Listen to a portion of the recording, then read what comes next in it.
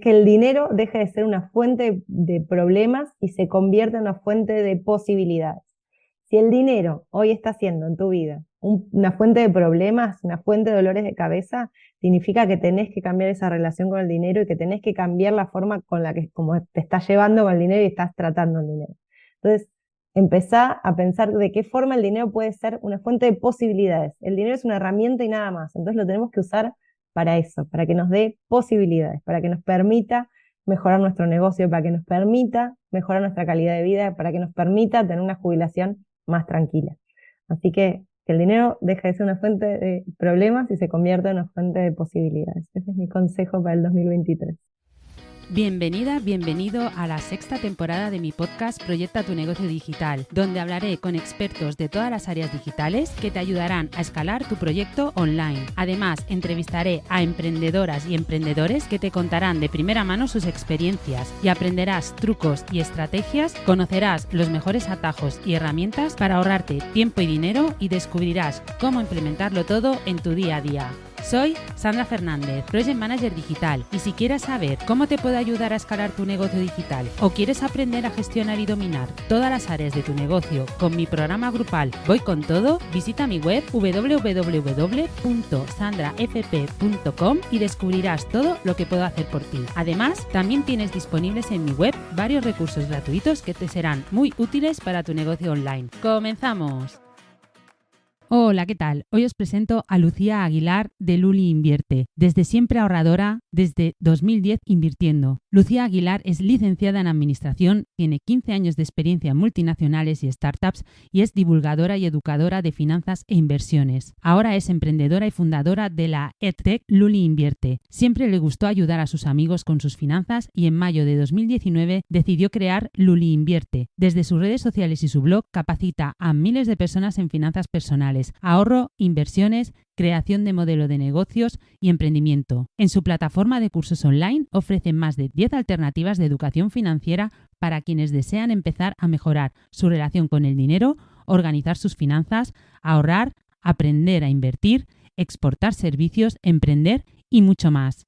Lucía trabaja para disminuir la brecha de educación financiera que recibimos y que necesitamos para que el dinero deje de ser una fuente de preocupaciones y se convierta en una fuente de posibilidades. Y este episodio con Lucía ha sido gracias a Crece tu Coco. Bueno, Lucía, Luli, ¿qué tal? Encantada de tenerte aquí en el podcast. La verdad que me hace mucha ilusión que estés aquí y bueno, ¿qué tal estás? Muy bien, ¿y tú? Muchas gracias por la invitación. Bueno, pues gracias a ti por aceptarla. Antes hablábamos un poquito de lo necesario que es tu proyecto. Además, eso que te contaba que yo vengo del mundo de las finanzas y qué poca educación financiera hay, muy poca. Y luego, pues eso, no sabes dónde acudir, no sabes qué está bien, qué está mal. Así que seguro que la entrevista de hoy arroja mucha luz a las personas que nos escuchan y que nos ven, porque además en este episodio va a salir también en vídeo. Y bueno, pues la primera pregunta de todas es, ¿cómo podemos empezar a ordenar nuestras finanzas personales? Claro que sí. Bueno, a mí me parece muy interesante esto que decíamos antes de esta entrevista, que nadie nos da esta educación que necesitamos, ¿no? Y son de las pocas cosas con las que salimos al mundo real sin tener absolutamente ninguna educación, ¿no? La nutrición también, ¿no? Salimos muchas veces a la vida y no sabemos cómo preparar una comida nutritiva. Bueno, lo mismo pasa con las finanzas. Nosotros salimos a la vida, podemos haber ido al cole o podemos haber ido mismo a la universidad y nunca nos preparan, nunca nos dan una clase de presupuesto, nunca nos dan una clase de cómo negociar un contrato, de cómo negociar un salario, de cómo negociar una hipoteca, como hablábamos antes, ¿no? Entonces, creo que el primer paso es entender eso, es entender el agujero que tenemos de conocimiento, es entender que no sabemos. Entonces, ya si sabemos que no sabemos, es bastante. Entonces vamos a poder empezar a ordenarnos, ¿no? Podemos empezar como con la cuenta del almacenero, ¿no? Digamos, con la cuenta en papel y lápiz de decir todo lo que ingresa y todo lo que egresa. No hace falta hacer algo demasiado sofisticado al principio, pero sí podemos empezar a tener conciencia de que no sabemos, intentar mejorar. ¿Cómo? Primero, anotando. Lo básico, básico, básico es anotar lo que entra y lo que sale. Totalmente. Yo, de hecho, tengo, bueno, a mí me gusta llevar un Excel, pero eso lo hacía más para el trabajo, ¿no? Cuando trabajaba. Y para mis finanzas personales, a mí me funciona muy bien un libro que se llama Kakebo, que siempre lo recomiendo, que además, pues lo tengo aquí, el del 2023 recién estrenado, ¿eh? Y simplemente es eso, es anotar todo lo que entra y todo lo que sale. Y lo anoto cada día. De hecho, en el móvil tengo el Google Keys y voy apuntando ahí ¿no? Porque si no, claro, estás en la panadería, yo lo apunto todo, es que lo apunto todo, hasta las propinas las apunto. Qué bien. Y luego lo anoto en el Kakebo y como te hace el resumen semanal y luego el resumen mensual y luego haces el anual, ahí es donde eres consciente de dónde se va el dinero. Sí, ¿no? Totalmente. Bueno, por eso hay muchas herramientas diferentes y cada herramienta le puede servir a una persona y a otra no. Entonces, Mm. a los que intentaron el Kakebo y no les funcionó, les recomiendo que prueben el Excel o les recomiendo que prueben otros medios. Hay, hay gente, por ejemplo, a mí, anotar todos los días todo lo que hago me parece demasiado trabajo. Eh, a mí eso, el Kakebo, yo lo tengo también, me encanta y lo recomiendo para un montón de personas, pero para mí en particular no me funciona. A mí como me funciona es tener un Excel y hacer presupuestos y decir, bueno, Mm. por ejemplo, yo en supermercado voy a gastar tanta cantidad de euros. Entonces, lo que hago es abrirme diferentes cuentas, por ejemplo, en todos estos neobanks que hay hoy en día, estas billeteras virtuales, y sé que, por ejemplo, mm, marca X es la responsable de las comidas de la casa. Entonces tengo una tarjeta o la tengo mismo en el móvil y sé que ese banco es de las comidas. Entonces yo sé que no me puedo pasar porque al principio del mes le asigné esa cantidad de dinero a esa cuenta.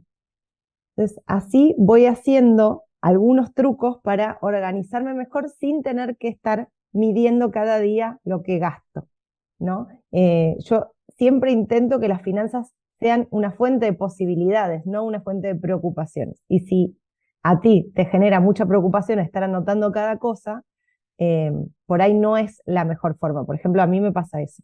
Pero si a ti, Sandra, te gusta y te da tranquilidad, entonces es la mejor forma. O sea, la mejor forma tiene que ser una que te sea fácil y que te sea llevadera y que te dé felicidad, que no te genere más problemas Y que la cumplas, claro, porque y tener que un la Kakebo cumplas. y no anotar nada, pues no sirve, claramente. Exactamente. Sí, a mí lo de los presupuestos me cuesta más, porque luego siempre paso de un sitio a otro. Bueno, me di cuenta que no. Es eso. Es como la organización de negocios, ¿no? Pues cada uno dice, ¿cuál es la mejor herramienta de gestión de tareas? Pues la que tú utilices y la que te funcione. Pues si te va bien apuntarlo en una agenda y vas anotando ahí, pues mejor que no tener una herramienta virtual que luego no la utilices. Es que es absurdo. O sea que, Exactamente. muy bien. Bueno, y cuéntanos, ¿qué es el cash flow y el fondo de emergencia y por qué son tan importantes? Bueno, el cash flow en sus siglas o en sus palabras en inglés es el flujo del dinero, es todo el dinero que entra y que sale de nuestra economía personal, ¿sí? El cash flow es una medida económica. Podemos saber qué cantidad de dinero entró y qué cantidad de dinero salió. Por ejemplo, si sos autónomo, autónoma y todavía no cobraste alguna factura, eso no entra dentro del cash flow. Eso está en otro lugar, pero no está dentro del cash flow. Dentro del cash flow está realmente lo que ganamos y lo que gastamos y lo que entró en nuestra cuenta. ¿Sí? Es el dinero, el flujo del dinero y cómo entra y cómo sale de nuestra cuenta. Entonces es muy importante porque muchas veces podemos estar muy bien en términos eh, económicos, ¿no? Digamos de que tenemos una facturación bastante elevada, pero no nos han pagado nuestros clientes, entonces tenemos problemas económicos, bueno, financieros, digamos, perdón. Entonces, esos problemas financieros se ven en el cash flow y se ven en la entrada y salida del dinero. Entonces, es importante saber esto porque es la realidad, digamos, es el dinero real que tenés en cuenta, que entra y que sale. También si sos autónomo o tenés una pequeña y mediana empresa, es importante que tengas dos cash flows separados, uno de tu emprendimiento, uno de tu actividad profesional y otro de tu vida personal, ¿no? No mezclar los gastos de una con los gastos de la otra y los ingresos de una con los ingresos de la otra. Pero bueno, eso creo que ya es un tema un poquito más avanzado que podemos obviamente charlar, pero me parece que esto es algo que lo básico sí debería ser tener un flujo de fondos para entender un poco cuánto dinero entra y cuánto dinero sale de nuestra economía familiar. Y el Muy bien. flujo, el El fondo, flujo, el fondo de emergencia, eso. eh, eso es un fondo que hacemos, como, a ver, yo se lo explico a mis hijos, que tengo hijos pequeños, que les digo, es un dinero que tenemos por cualquier cosa. Cualquier cosa significa cualquier cosa importante, ¿no? No significa me quedé sin el presupuesto de pan, entonces cambio de aquí para allá y saco el fondo de emergencia, ¿no? El fondo de emergencia realmente debería ser este rompa el cristal en caso de emergencia, o sea, realmente debemos romper un cristal para entrar en este fondo de emergencia. Por eso siempre lo recomiendo tenerlo en un lugar separado, donde realmente tengamos que hacer un esfuerzo para agarrarlo y no puede hacer para cogerlo, no sea tan fácil como moverlo de un lado al otro, porque si no lo vamos a terminar gastando en patatas y pan, y no es la idea del fondo de emergencia. La idea del fondo de emergencia es tener un colchón, una red de seguridad que nos va a permitir en algún momento de nuestra vida tener un respaldo. ¿Cuál puede ser? Bueno, por ejemplo, nos hemos quedado sin trabajo, o por ejemplo, no nos gusta donde estamos y nos queremos ir, ya sea de un trabajo, ya sea de una relación. A mí me escriben todos los días muchas personas contándome historias que gracias al fondo de emergencia pudieron salir de una relación que no les gustaba, o pudieron irse de un trabajo que no les gustaba, o pudieron mudarse de país, o pudieron dedicarse y poder abrir su propio emprendimiento y tuvieron un par de meses para subsistir sin un trabajo por cuenta ajena. Entonces el fondo de emergencia es un poco para esto, ¿no? Alguna enfermedad grave. Es un seguro que nos pagamos a nosotros mismos para nuestro yo del futuro. Entonces, bueno, para mí es muy importante el fondo de emergencia. Yo siempre cuento que gracias al fondo de emergencia, después de ser mamá, yo me pude ir de mi trabajo, que trabajaba en una multinacional y trabajaba miles de horas y no sabía qué iba a hacer. Pero gracias a eso, gracias al fondo de emergencia, pude renunciar. Después, bueno, la historia cuenta que conseguí un trabajo en menos de una semana, pero no importa. Tenía la tranquilidad para poder hacerlo y poder dedicarme y poder estar más tranquila con mi hijo. Así que lo recomiendo mucho, no solo porque sé el impacto que lleva en la vida, sino por los miles de testimonios que me escriben todos los días de personas que han cambiado su realidad gracias a tener un fondo de emergencia. Qué bueno y qué importante, la verdad es que sí, sí, sí. ¿Y tú qué porcentaje aproximado crees que deberíamos destinar a ahorrar, a fondo de emergencia y a invertir? Que después hablaremos de invertir. Vale, mira, vamos a empezar primero con fondo de emergencia, que es lo que veníamos hablando. Para mí, lo importante del fondo de emergencia no es un porcentaje del ingreso, sino es cuánto nosotros gastamos por mes. Digamos, si tú gastas por mes, digamos, 1.000 euros, lo ideal sería que mínimo tengas 3 meses, 3.000 en tu fondo de emergencia. Ideal, mínimo, mínimo, mínimo. Ideal, puedes tener hasta un año o más, si quieres, en tu fondo de emergencia. Eso depende un poco de tu estabilidad económica, de cuán adversa riesgo seas, de cuáles son tus planes. Digamos, si por ahí quieres dedicarte, quieres lanzar tu propio emprendimiento y quieres tener un salario para mantenerte, por ahí te conviene más 6, 8 meses, ¿sí? Hasta que tu emprendimiento pueda empezar a dar rédito. Pero por el otro lado, si tienes un trabajo muy estable, no tienes intención de cambiarlo, tienes paro, vives en un país donde hay paro, por ahí 3 meses es suficiente. Así que para mí no es un porcentaje del ahorro, sino un porcentaje del gasto anual, ¿sí? Vamos a decir un 30 o un 40% de tu gasto anual. Y este fondo te puede llevar varios años constituirlo, no necesariamente vamos a ahorrar y vamos a poner todos nuestros ahorros ahí. Podemos estar 2, 3 años hasta constituir el fondo total de emergencia de la forma que a nosotros nos gusta. Yo me acuerdo que cuando lo hice la primera vez me llevó como 5 años tener esa cantidad que quería tener, porque también fui viviendo la vida y fui haciendo otros proyectos en paralelo, ¿no? Como que uno no tiene que parar de hacer todo en pos de constituir el fondo de emergencia, sino lo podemos hacer en paralelo a medida que vamos cumpliendo otros sueños de la vida. Y entonces, eso para el fondo de emergencia y para ahorrar y para invertir, porque Bueno, al final invertir también es importante. súper importante.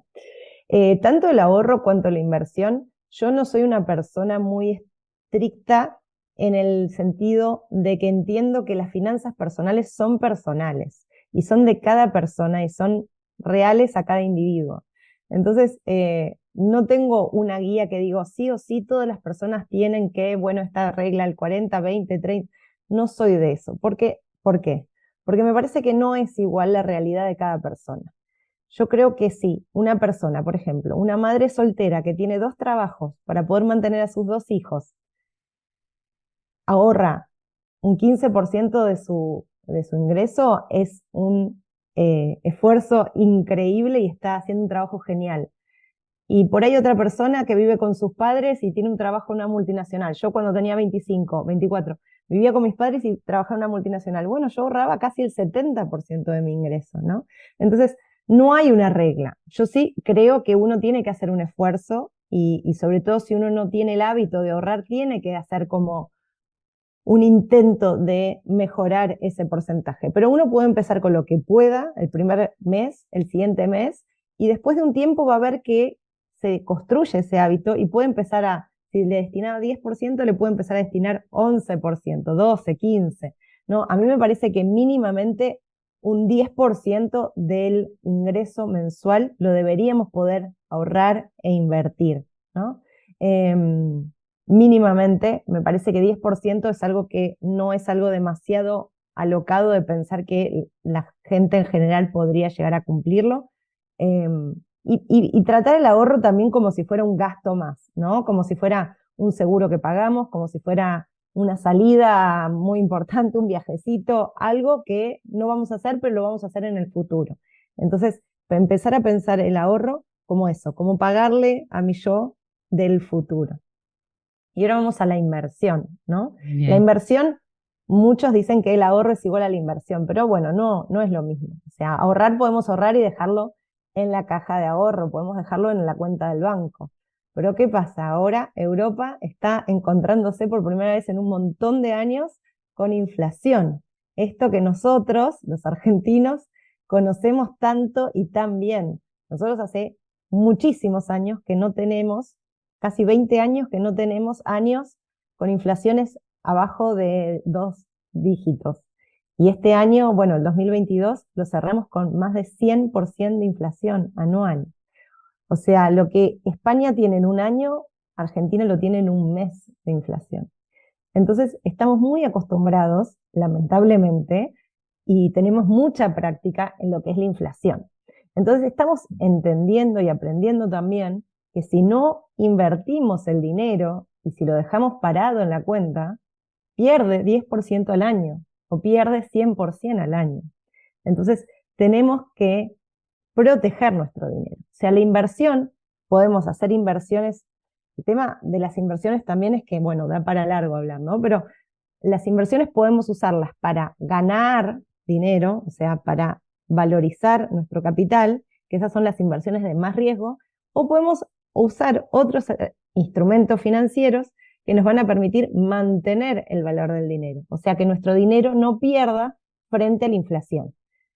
Entonces, ahí vamos a ir por opciones de inversión mucho más conservadoras, donde nunca vamos a perder una gran cantidad de dinero, por más que le vaya pésimo a la bolsa o a los estados. Normalmente las opciones financieras que tenemos acá en Europa son mucho más conservadoras y la probabilidad de un default es algo que todavía acá no se ha visto, por lo menos, bueno, se vio en Grecia, se vio un poquito en España en el 2008, pero no es algo que sucede y es habitual como lamentablemente en mi país de origen. Sí, sí, lo de Argentina es tremendo. Mi hermano estuvo viviendo 5 años en Argentina y yo fui a visitarles y era como increíble ver cómo las cosas de una semana a otra, es que era de una semana a otra, O sea, no te Una lo locura. podías creer. Claro, aquí no estamos acostumbrados a No, eso, ¿no? Y no. ahora, pues ahora que lo estamos viviendo, ¿no? Que nos escandalizamos y el gobierno, pues ahora pues ha rebajado el IVA y tal. Bueno, esas son las medidas del gobierno, pero nosotros como personas, aparte de invertir en esos instrumentos financieros que nos permitan mantener el valor, que no hace falta lo que tú dices, ¿no? Que aumente el valor de nuestro capital, sino que por lo menos se mantenga. ¿Qué más cosas podemos hacer con este problema de la inflación nosotros que no estamos acostumbrados? Vale. Bueno, hay muchísimas estrategias que uno puede hacer para proteger sus ingresos. La primera es, bueno, obviamente invertir nuestro dinero, nuestros ahorros en activos que no, por lo menos acompañen la inflación. Después hay muchas opciones que podemos tener de adelantar compras, por ejemplo, de diferentes productos que sabemos que van a inflacionarse, que no son precederos, ¿no? En Argentina, bueno, ya igual no es lo mismo, ¿no? Porque muchas veces las recomendaciones que tenemos nosotros por ahí son con inflaciones muy, muy aceleradas, ¿no? Entonces, por ahí, si yo te digo comprar latas de atún, hoy te va a parecer un poco raro y ridículo, pero nosotros lo hemos llegado a vivir de tener que comprar alimentos no precederos al principio del mes porque sabemos que al fin del mes van a subir. Entonces, adelantar la mayor cantidad de compras apenas cobramos el dinero para poder hacer que ese dinero valga un poquito más.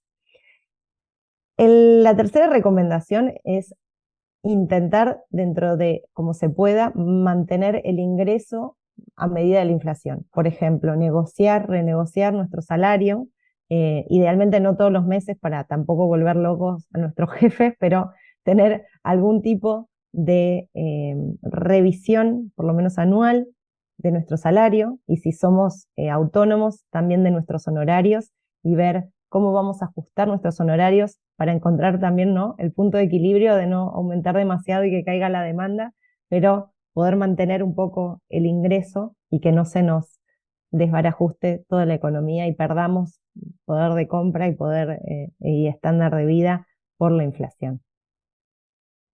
Madre mía, ¿cuánto tenemos que aprender? Mira, Sí, esto de comprar las cosas al principio y acumular, esto sí que es verdad que gracias a la pandemia aprendimos, porque como era una novedad, ¿no? Sí que es verdad que en la pandemia tendimos mucho a acumular cosas, pero no era por si subían los precios, era por si se acababa. totalmente. Porque como no sabíamos qué va a pasar, pues... Pero sí que es verdad que es una buena medida, porque si ahora, claro, ahora tú sabes el precio de ahora, pero no sabes el precio que va a tener dentro de una semana, de un mes, y tú estás cobrando ahora. Entonces, sabes lo Exactamente. que puedes comprar ahora con el dinero de ahora, pero dentro de un mes o de 3 meses, pues no sabes cuánto te va a costar. Totalmente. Y Sandra, sabes que también van a empezar a surgir productos financieros como cuentas rentadas, cada vez van a haber más, ¿no? Todos los pequeños neobanks y cuentas de inversión van a ofrecer estos servicios financieros de cuentas rentadas, donde solamente tú dejas el dinero y el dinero automáticamente genera algún cierto interés. Entonces, ya hay algunos neobanks y algunos brokers que están ofreciendo esto, pero se va a volver más masivo en los próximos años. Entonces, otra estrategia que hay, que podemos hacer, es, por ejemplo, todo lo que no tenga vencimiento hoy, digamos, imagínate, cobras hoy, hoy vas al supermercado y compras los alimentos no precederos, pero todo lo que no venza hoy, alquiler, cole, salud, no sé, lo que pagues, no lo pagues hasta el día del vencimiento. Y en esa semana, 15 días de diferencia entre el día que tú cobras y el día que tienes que pagar, puedes dejar el dinero en estas cuentas rentadas, ¿no? Estas cuentas rentadas se llaman eh, money market o mercado del dinero, que son como fondos comunes de inversión de bajísimo riesgo que se autoinvierten. Entonces, por ahí la diferencia van a ser al principio centavos, pero con el tiempo, con la inversión y si lo anualizas, te va a dar una buena rentabilidad y empiezas a hacer una diferencia. Qué bueno, pues mira, voy a estar atenta a esto. Y hablando sobre productos financieros, así más de cara al futuro, ¿no? A cómo ahorrar cuando seamos mayores, porque creo que ya casi todos tenemos claro que no vamos a tener jubilación, o si la tenemos, pues va a ser de risa y con eso no vas a vivir. ¿Tú qué nos recomiendas? Pues por aquí, por ejemplo, en España tenemos los planes de pensiones, las PIAs, ¿no? Que quizás es un producto menos conocido, pero ¿tú qué crees o sea, qué nos recomendarías? ¿Un plazo fijo o no sé, tú qué crees que sería mejor? Claro. Bueno, es muy bueno esto que traes porque sí, la verdad es que la jubilación del Estado, solamente no hablemos ni siquiera de malas administraciones, que podemos hablar horas, pero solamente por cómo está dándose la pirámide poblacional y cómo está cambiando la pirámide poblacional de las generaciones venideras, no va a haber dinero de la forma que tanto la jubilación funciona aquí como funciona en Argentina y en otros países, donde son jubilaciones solidarias, o sea que nosotros, la población activa, estamos pagándole hoy la jubilación a la población pasiva o a la población jubilada, ¿no? Cuando nosotros seamos jubilados, no va a haber suficiente cantidad de población activa que pueda soportar nuestra jubilación. Entonces, no es solamente por mala administración de los fondos públicos, que también, pero también por una cuestión matemática de la población y del futuro de la población y de la longevidad que vamos a tener nosotros, ¿no? Entonces, me parece muy importante que cada uno empiece a pensar y aportar también a una jubilación. ¿Cómo? Bueno, están estos planes de pensión que a mí me gustaría igual analizarlos como un poco en profundidad, entender quién administra, qué costos tiene. Muchos de estos planes de pensión tienen un costo muy alto de administración. Entonces, muchas veces la capitalización no sucede tan rápido o tan buena por los altos costos de administración. Hay muchos otros fondos de pensiones que tienen extensiones impositivas. Entonces, desde ese lado es muy interesante analizarlos también, porque muchas veces los costos de administración se contrarrestan con las extensiones impositivas y entonces nos conviene. Y otra opción también siempre es hacerla por nuestra cuenta, ¿no? Por nuestra cuenta poder ir aportando en un broker. Si te fijas, en España, solamente el 3% de los españoles o residentes en España invertimos en la bolsa. Tenemos cuenta de inversión en la bolsa. Mientras en Estados Unidos es alrededor del 53%. ¿Y sabes por qué esta diferencia? No es porque las personas de Estados Unidos sepan mucho más de finanzas, sino que todas las personas de Estados Unidos que aportan a un fondo para tener una jubilación, lo hacen a través de un broker. Entonces, el 53% está planeando para su futuro, porque no hay pensiones públicas. Entonces, está todo por medios privados. Entonces, si nosotros podemos abrir una cuenta de inversión y podemos empezar a invertir a través de un broker, a través de una cuenta en la bolsa, para nuestro futuro y para nuestra jubilación. Entonces, de esta forma podemos irnos protegiendo y no hace falta tener un producto específico de jubilación, pero podemos aportar hoy y capitalizar hoy todos los meses un porcentaje de nuestro ingreso que, como hablamos, depende mucho de nuestra realidad y nuestros ingresos, para poder tener una jubilación más tranquila o más generosa que la que vamos a cobrar del Estado. Qué bueno, es que ahora estaba pensando, mi plan de pensiones está basado en la bolsa. Y bueno, Sí. sí, pero sí, así es. O Sí, sea, sí, sí, o sea, basado en la bolsa. yo invierto un dinero y entonces en función de cómo va la bolsa, capitalizo más o menos. Y luego en el momento de la jubilación, pues también no tengo una fecha exacta fija para recuperarlo, ¿no? Entonces cuando la Claro, bolsa vaya bien, diré, ahora, genial. ahora ¿Y lo recupero. haces sobre la bolsa, sobre el IBEX o Sobre el sobre... IBEX, sí, la mía es sobre el IBEX. Bueno, porque Bueno, era la opción que me daban, claro, no me daban otra, pero la verdad que de momento siempre es el saldo positivo. O qué sea, bien, qué bien. sí, estoy, bueno, Bueno, de aquí a que lo pueda que lo sacar, quieras. Sí. Bueno, bueno, eso es una idea y también hoy en día con toda la cantidad de brokers que hay hoy en día en el mercado, podemos acceder fácilmente a bolsas de otros países. mm, Y podemos hoy, con 2 clics, realmente estar en la bolsa de Frankfurt, estar en la bolsa de Londres, estar en la bolsa de Nueva York. Entonces, no necesariamente nos tenemos que quedar con el IBEX nada más. Podemos tener el IBEX, para quien está escuchando y no sabe, es la Bolsa de España, así que podemos realmente invertir en empresas de primer nivel del mundo, no necesariamente a las empresas de primer nivel españoles. O sea, podemos también invertir en diferentes empresas en el mundo y podemos, sobre todo, elegir fondos comunes que engloben diferentes empresas de diferentes países también para diversificar un poco el riesgo. Exacto. Pues ahora, tomar nota, ya sabéis.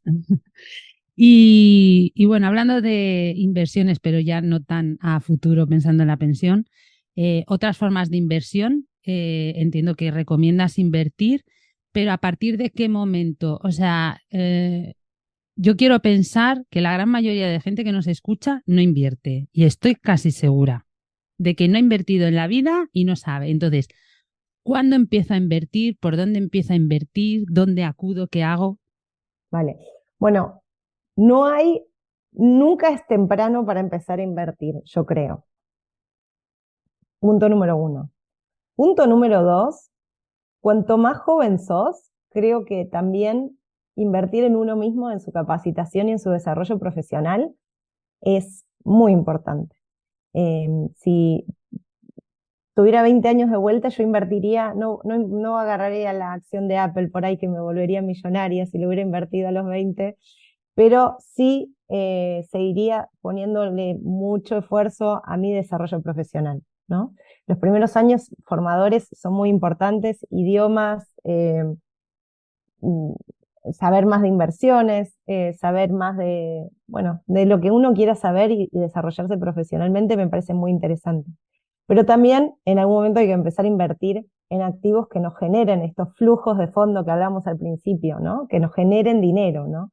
Entonces, por ejemplo, comprarnos nuestra casa propia, si bien puede ser un sueño y si bien puede ser una tranquilidad, no es una inversión, porque no nos genera flujo de caja, ¿no?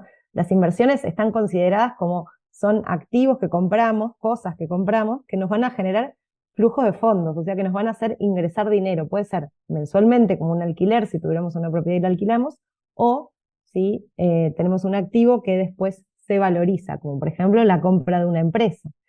Entonces, yo digo comprar una empresa y la gente se agarra la cabeza y me dice, ¿cómo voy a comprar una empresa? ¿No? ¿Cómo? Bueno, comprar acciones en la bolsa es exactamente eso, es comprar una empresa.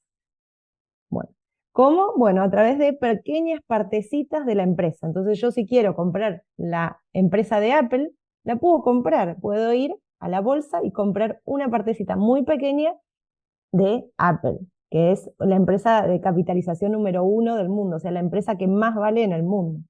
Y además, Apple paga dividendos, o sea, paga como un alquiler por trimestre, que es en realidad las ganancias divididas entre todos sus dueños. Entonces te toca una partecita de las ganancias del iPhone o de la Mac que te compraste, también te toca un poco de esa ganancia. Entonces, hay muchas opciones. También en bienes raíces, digamos, no necesitamos tener todo el dinero juntos para entrar en una hipoteca y comprar una propiedad entera. Hay muchos otros servicios financieros hoy en día, mismo desde la bolsa, que podemos comprar fondos comunes de inversión que invierten en bienes raíces. Podemos comprar pedacitos de propiedades a través de crowdfunding inmobiliario. Entonces hay muchas herramientas donde podemos entrar desde 1.000 euros o mismo mucho menos en la bolsa, ¿no? En la bolsa podemos comprar desde, no sé, desde 10 euros creo que es la acción más barata del IBEX. Entonces no se necesita tener ni grandes porcentajes de dinero ni grandes conocimientos como para empezar a hacer unas pequeñas pruebas de inversión. Exacto, porque si tienes una parte, o sea, pongamos que tienes, yo qué sé, 5.000 euros de fondo de emergencia o 6.000 y luego tienes otros 3.000 o 4.000 ahorrados, sí que puedes destinar, pues de esos 3.000 o 4.000 ahorrados, tampoco te lo vas a gastar todo, pero puedes decir, pues la mitad voy a dedicarme pues a invertir en bolsa, ¿no? O buscar un instrumento financiero que me dé esa rentabilidad, porque luego además tengo el colchón del fondo de emergencia y de la otra parte de ahorro que tengo. O sea, Muy si bien. no, estás teniendo ahí un dinero que no te está rentando nada que a lo mejor con la inflación encima, dentro de un año vas a tener encima menos, con lo que te ha costado ahorrarlo. Entonces, Exactamente. es No, no es una... solamente que no te renta nada, porque si fuera no te renta nada, yo hasta te diría, bueno, pero bueno, no es tan malo que no te rente nada. El problema es la inflación. La Exacto, inflación es poner, como yo siempre digo, una barra de hielo en el sol. sí, se deshace, tal cual. Muy bien. Y para invertir en nuestros negocios, porque este podcast lo escuchan la mayor parte emprendedoras, ¿cómo empezamos a invertir en nuestros negocios? ¿Qué podemos hacer? ¿Cuál es el momento? ¿Para qué sirve invertir en nuestros negocios? Vale. Bueno, nuestro negocio es uno de estos activos que nos genera fondo de flujos. Espero que ahora les esté generando flujo de fondos, pero si no, en el futuro les va a generar flujo de fondos. Las inversiones tienen que ser inversiones que nos permitan crecer, inversiones que nos permitan generar más de estos flujos de fondos, ¿no? O por ahí pueden ser inversiones que nos permitan a nosotras no trabajar 20 horas por día y pasamos a trabajar 16 o 14. Bueno, dependiendo cada una de su trabajo, cuántas horas le dedica, y por ahí hacemos una inversión que nos permite poder tener una vida un poco más tranquila. También eso es una inversión que nos puede generar esto que yo siempre digo, que el dinero debe generar una fuente de posibilidades. Entonces, si el dinero me está dando una posibilidad de crecer, o tener una relación un poco menos tóxica con el trabajo, o poder expandirme hacia otros mercados, es una inversión que vale la pena, ¿no?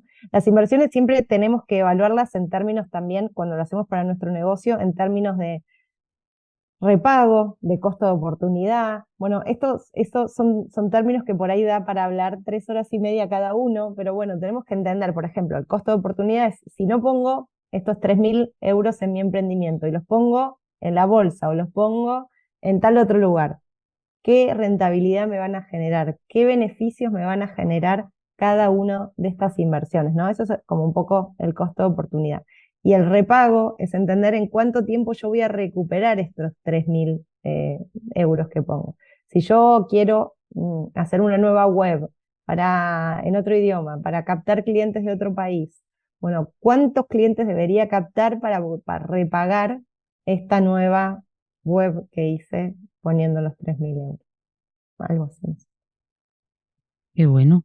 Al final, si no invertimos en nuestros negocios es imposible que crezcamos y eso es algo que hay que tener muy claro. Yo entiendo que cuando uno no está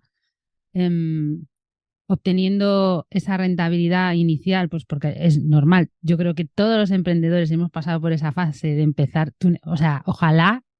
Bueno, yo sí que tuve suerte que tenía clientes, ¿no? Pero al final no tienes clientes siempre, hay momentos mejores, o sea, no hay una estabilidad en el emprendimiento, ¿no? Y el decir, voy a dejar o voy a dar parte de mi dinero a una inversión, se queda miedo, ¿no? Porque es Mucho. decir, ¿voy a necesitar ese dinero el mes que viene? No lo sé. Pero claro, si no damos ese paso, tampoco vamos a crecer, porque nos vamos a quedar en esa parcelita de miedo ¿no? De no sé qué va a pasar. Total. Y sabes que tener un fondo de emergencia para el emprendimiento, diferente del nuestro personal, también es muy importante. Porque cuando yo tengo un fondo de emergencia de la empresa o de la actividad autonómica que haga, y además elijo invertir, me voy a quedar más tranquila, porque si yo necesito el dinero el mes que viene, o el mes que viene no tengo ni un solo cliente, por lo menos tengo ese fondo de emergencia que me va a sostener y voy a poder, como que yo siento que el fondo de emergencia es una plataforma para tener un poquito menos de miedo, es un paracaídas, es una red de contención del trapecista que está en el cielo, no sé, piénsenlo como les guste pensarlo, pero el fondo de emergencia nos va a dar ese colchón eh, para poder hacerlo con miedo, pero con un poquito menos de miedo, ¿no? Nada, ahora todas aquí a tener nuestro fondo de emergencia. Bueno, yo ya lo tengo. Bueno, qué bien, qué bien. Hombre, Quiero, es que quiero sí. que me envíen todos, si me pueden escribir a mi Instagram, así veo todos sus fondos de emergencia y me escriben y me mandan, me gustaría mucho leerlos. Ah, pues mira, un buen ejercicio. Como en las notas del podcast vamos a dejar tus datos, pues ya sabéis, es muy importante, pues eso, también tenerlo separado, pues porque no es lo mismo.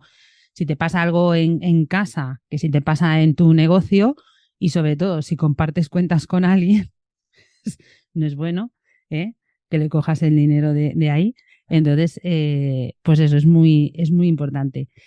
Y ahora, pues, por ejemplo, digo, venga, pues quiero hacer una inversión y necesito pedir un préstamo o un crédito, ¿no? Claro, es que esto tampoco nos lo enseñan. ¿Dónde voy? ¿Qué hago? ¿Cómo pido un préstamo, un crédito? ¿Qué está bien? ¿Qué está mal? Bueno, exactamente, nadie nos enseña esto y es un tema muy complejo. Eh, Adquirir un préstamo con un banco es una responsabilidad muy alta. eh, Nosotros tenemos que considerar un poco las tasas de interés, ¿no? Esto ya lleva un trabajo financiero por ahí un poco más elevado, de entender unas tasas internas de retorno de nuestra inversión dentro de nuestra propia empresa y compararla con el interés que nos puede cobrar un banco. Entonces, si quieres hacer una inversión realmente importante, yo te diría que te busques a alguien que te asesore. Em, pero así como con cuenta fácil, digamos, podríamos pensar que lo que deberíamos hacer debería repagar, o sea, la inversión que deberíamos hacer debería repagar el crédito y el interés que nos cobra el banco y los costos administrativos que nos cobra el banco, ¿no? Porque un préstamo que pedimos en el banco, si pedimos 100, nos van a cobrar 120, ¿no? Entre el interés, los costos administrativos, el seguro que nos cobran por las dudas que nos morimos y que alguien tiene que pagar y hacerse cargo de ese préstamo que no vamos a devolver. Así que si quieres hacer una inversión importante y quieres buscarte un préstamo importante en el banco, te recomiendo que te busques a alguien que te asesore y que te pueda calcular unas tasas internas tuyas de tu negocio y el repago de esa inversión y que pueda cubrir en tiempo y forma el préstamo. Pero también hay muchas otras alternativas, ¿no? Hay muchas hoy en día ayudas del gobierno para emprendedores, para emprendedoras, y hay formas de poder sacar dinero un poco más barato que el que prestan los bancos, ¿no? Siempre que un familiar te quiera prestar dinero, bueno, entender un poco eso, escribir las condiciones en un documento y firmar el documento también con un cierto interés, aunque sea mínimo que por lo menos cubra la inflación o algo parecido, eh, formas de cómo lo vamos a devolver, en cuántos pagos, en cuánto tiempo. Cuanto más formalidad le demos a ese préstamo familiar, más fácil va a ser que podamos conservar una buena relación con el familiar o el amigo, eh, porque, bueno, claramente los negocios nunca, como decía Sandra, nunca están asegurados, no tienen estabilidad. Entonces, nosotros hoy nos puede estar yendo muy bien, pero por ahí mañana no sabemos. Entonces, si nos ponemos un préstamo y después la empresa no va como esperábamos, podemos tener ciertos riesgos, ¿no? Bueno, es el riesgo emprendedor, ¿no? Que todo el mundo habla, que es esto, es jugársela a ver si nos va a ir mejor el mes que viene que lo que nos está yendo hoy, y bueno, y esperar y trabajar para eso. Pues sí, la estabilidad aquí es muy complicada. Y ahora que hablabas del tema del asesor, ¿es muy caro contratar a alguien que nos asesore, que nos ayude para, pues eso, ¿no? Pues para invertir, para... Bueno, a mí me parece que un asesor es muy importante para invertir, si no tenemos ni idea de inversión, y para asesorarnos en esto, ¿no? A la hora de pedir un crédito y hacerlo con cabeza, no decir, bueno, como además ahora los bancos te lo ponen muy fácil. Dice, aprieta aquí y te damos, ¿no? Aprieta este botón y ya tienes 10.000 euros disponibles. Y Sí. es muy fácil hacer, uy, lo voy a dar. Bueno, el tema de los asesores, yo te diría que hay que entender, hay de todo, ¿no? Como en todas las profesiones en el mundo. Creo que es importante analizar el asesor o la asesora que te venga a hablar o que consigas cuáles son, dónde están, si están alineados sus objetivos con los tuyos.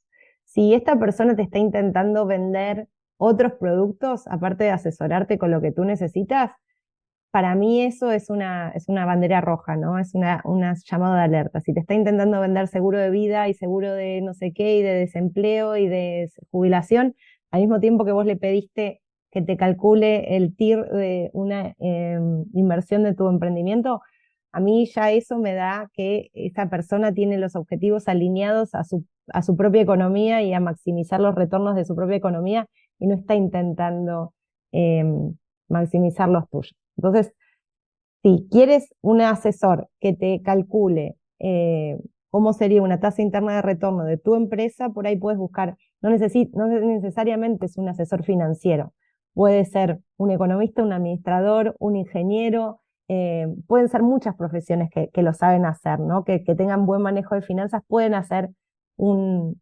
contador, pueden hacerlo, no necesariamente es un asesor financiero la única persona que puede hacerte eso. Para invertir lo mismo, para invertir hay gente, hay asesores financieros que cobran comisiones de los brokers, hay asesores financieros que cobran de las aseguradoras y hay otros que les cobran a los clientes. Yo prefiero los que les cobran a los clientes, porque tienen los objetivos alineados a que te vaya bien.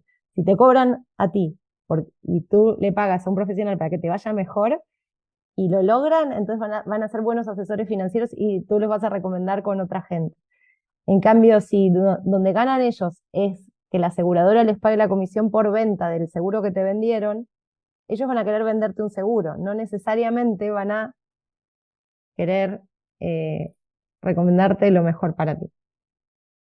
Pero Pues bueno. sí, mira, ya tenéis ahí una bandera roja que sí que es verdad. A ver, si una persona va a obtener rendimientos porque a ti te vaya bien, evidentemente siempre va a procurar que te vaya bien, porque así es como va a cobrar. Qué bueno. Sí. Y bueno, y tú recomiendas, ¿no? Hacer, o sea, a mí es lo que hemos hablado antes de empezar la entrevista, que qué poca educación financiera hay y que igual que hay que formarse en una profesión, en idiomas, que también es muy importante, para mí un básico sería la formación financiera. O sea, ¿dónde podemos encontrar esa formación? ¿Dónde?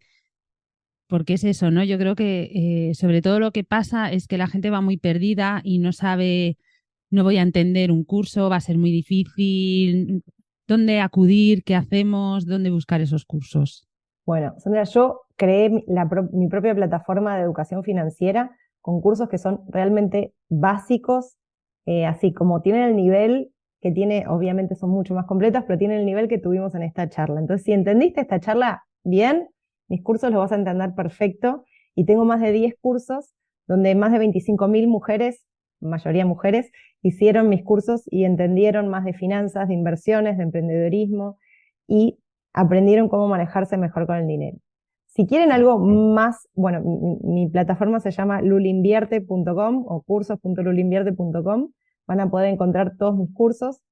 Son realmente accesibles, tanto económicamente como en el conocimiento. No hablamos en términos complicados. Yo intento realmente desmenuzar temas complejos y hablarlos de una forma donde la mayoría de las personas lo puedan entender, donde sea divertido, práctico y bueno, y llevadero. Pero si quieres más nivel, bueno, en la Bolsa de Valores de Madrid hay cursos ya bastante más avanzados, pero todo depende, bueno, cuánto es tu interés, cuánto es el tiempo que le quieras dedicar.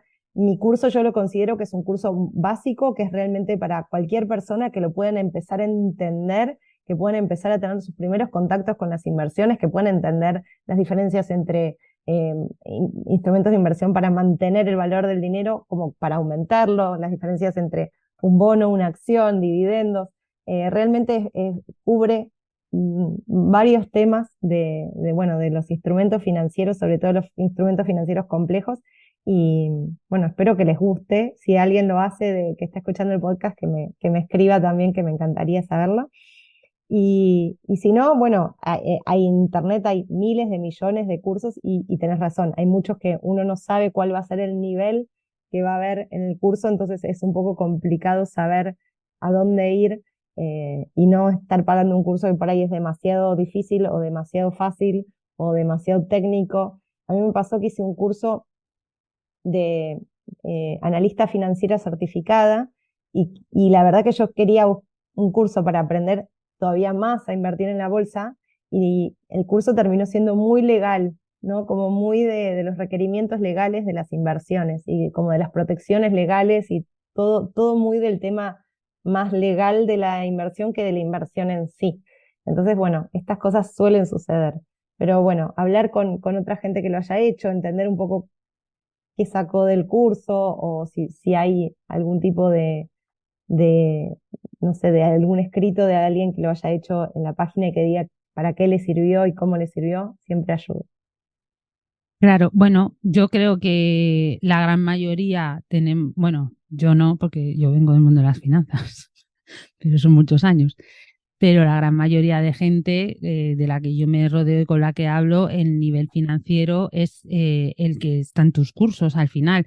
Y yo creo que si no empezamos por la base, entender eso, ¿no? ¿Qué diferencia hay entre una acción y un bono? Que no es lo mismo, entre un tipo de interés y otro, que es el TIR, una hipoteca, por ejemplo, ¿por qué hay hipotecas de interés fijo e interés variable? ¿Cuál me conviene más? Yo qué sé, a la hora de pedir un crédito, ¿no? Que te dicen el tipo de interés, pero cada uno te dice un tipo de interés distinto y al Claro. final no sabes qué te están cobrando. ¿Tú sabes que el 75% de los españoles tienen interés variable en sus hipotecas? Sí, sí, sí, sí. Y ahora se están poniendo así. ¡Ah! Porque claro, al principio era interés fijo, uff, es muy alto. ¿Por qué? Porque el interés variable está por los suelos, Por los pero suelos. claro, Sí. es que estás pagando a 25, 30, 35 años una cosa Que no que... sabes la inflación que va a haber. Exacto, y el problema es que en España no hemos tenido esa inflación. Entonces, no estamos acostumbrados a entender qué pasa ahí. Sí. Y ahora es un problema y bueno, pues hay que buscar otras vías. Cuando tenemos un problema, pues tenemos que, pues eso, con lo que nos ha dicho Luli, pues los instrumentos financieros que hay para asegurarnos que nuestro dinero por lo menos no pierda ese valor y poder pagar la hipoteca que encima va a ir subiendo, pues hoy, vamos, nos ha dado un montón de tips y de ideas y de consejos que yo creo que son súper sencillos de aplicar, pero hay que aplicarlos. Era lo mismo que hablábamos del Kakebo o del Excel o de tal, que tenemos todos los instrumentos. Tienes que encontrar el que a ti te funcione y el que utilices y crear ese hábito, porque al final crear el hábito es lo que más cuesta Totalmente. realmente. O sea, es Sí. así. Yo, por ejemplo, a mí no me cuesta anotar porque yo, como he trabajado toda la vida en finanzas, yo lo primero que hacía cuando entraba a trabajar era ver el banco y tenía que anotar toda la conciliación bancaria. Entonces ya es algo que para mí es como Cierto. innato, Sí. ¿no? Es como, claro, durante más de 15 años he estado entrando en el ordenador, entrando en el banco y anotando. Entonces ya es algo que he creado el hábito durante muchos Sí, años y a mí no me cuesta. Por eso a mí es lo que me funciona, pero tú tienes que ver lo que a ti te funciona y sobre todo correcto. hacerlo. O sea que bueno, dejaré todo el tema de tu web para que vean los cursos. De verdad, de verdad, de verdad, que la educación financiera no es aburrida. O sea, vivimos de lo que ganamos, que nadie vive del Totalmente. aire.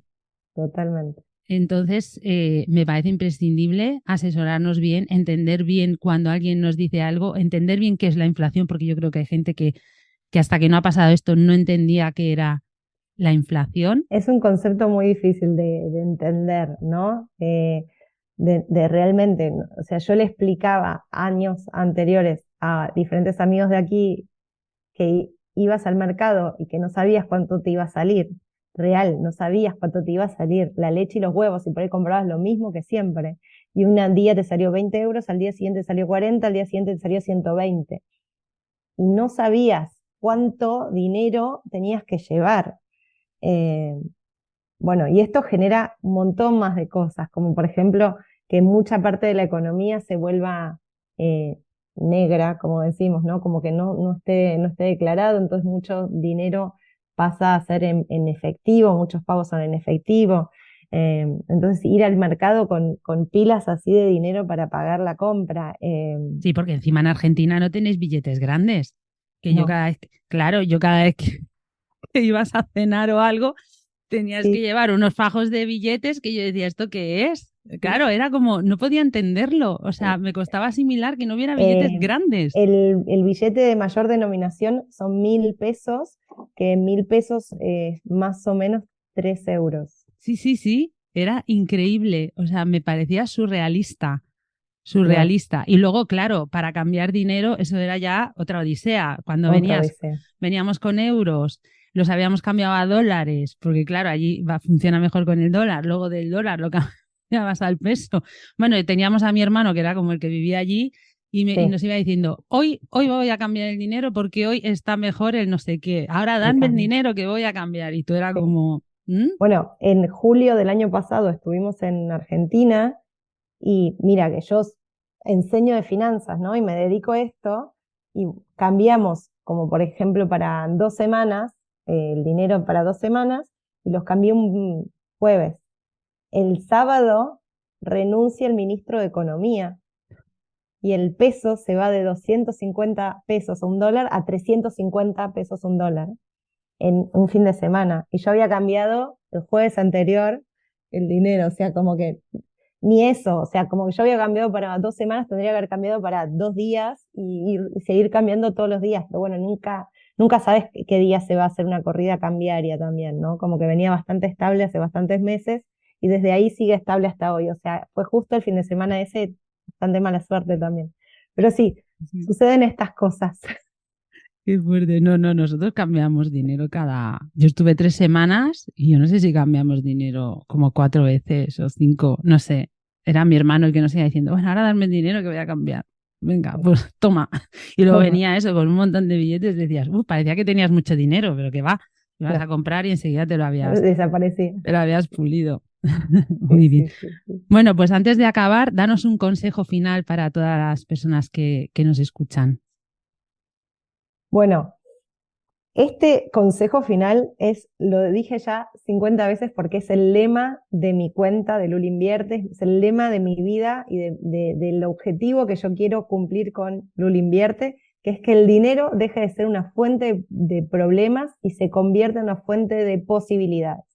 Si el dinero hoy está siendo en tu vida una fuente de problemas, una fuente de dolores de cabeza, significa que tenés que cambiar esa relación con el dinero y que tenés que cambiar la forma con la que como te estás llevando con el dinero y estás tratando el dinero.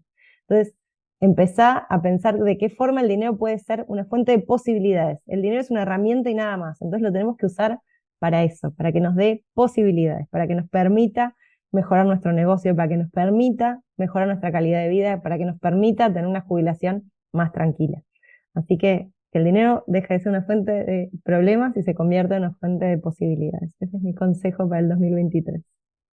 Qué bueno, qué gran consejo. Y al final es eso, es que perdamos el miedo al dinero. Si el dinero es bueno, el dinero es nuestro amigo. Es que Totalmente. al final vamos a tener que convivir con él toda la vida. No sé, a mí es que me gusta. Sí, Tengo la suerte de que sí. a mí también. A mí Me también. encanta. Yo siempre era de las que contaba la hucha 80 veces. Ay, ¿cuánto tengo en la hucha? O iba mirando el banco. No sé, es que yo creo que ya nací así. Sí, igual, igual, igual. Pues nada, Luli, de verdad que ha sido un placer. Me ha gustado mucho la entrevista. Sinceramente creo que lo has explicado muy, muy sencillo. Creo que se ha entendido todo. Bueno, si no, pues ya nos dirán las personas que nos escuchan que te escriban para hablar sobre el fondo de emergencia que están guardando. Poneros ese objetivo, aparte de ponernos el objetivo de hacer deporte, aprender idiomas, adelgazar y no sé qué, pues oye, poner un objetivo financiero Sí, está súper bien. sí. Eh, Bueno, Sandra, es importante también que mencionemos que los objetivos, ya solo para terminar, tienen que ser, como se dice en inglés, SMART, que SMART es inteligentes, pero SMART significa que los objetivos tienen que ser específicos, que tienen que ser medibles, que tienen que ser alcanzables, que tienen que tener un tiempo y que tienen, o sea, eso es SMART, ¿no? Cada una de las letritas, ¿no?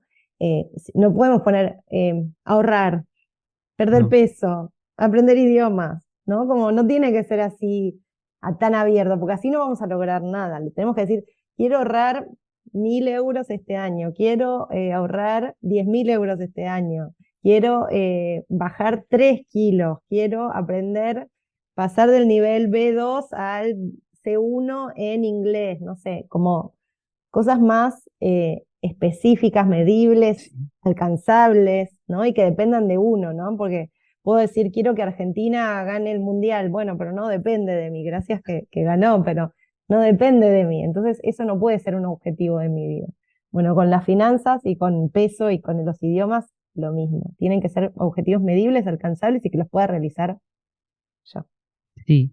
Bueno, yo como apunte final diré que un objetivo que me puse yo hace 2 años y me fue muy bien fue que cada semana ahorraba el dinero de esa semana. Es decir, la semana 1 era 1 euro, la semana 2 eran 2 euros, la semana 3 eran 3 euros. Ya tenía 3 más 2 más 1.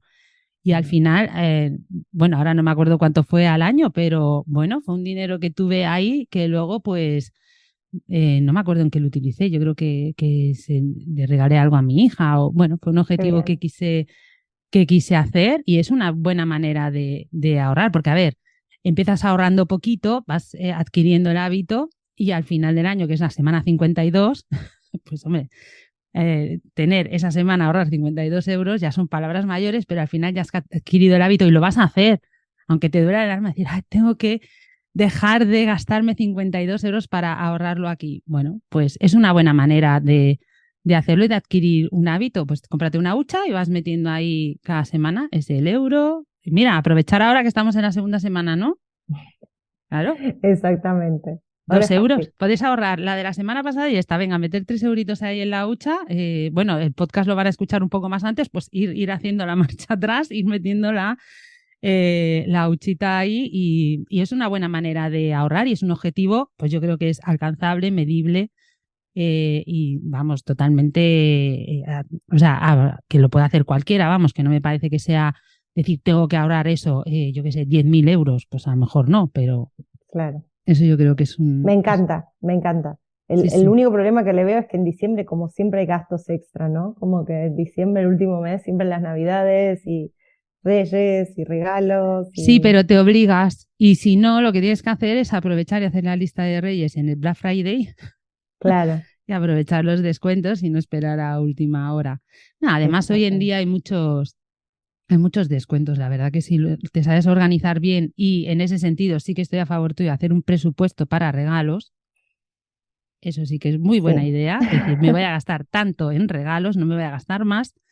Y es eso, ya estás acabando y llevas todo el año haciendo ese ahorro. No lo vas a dejar.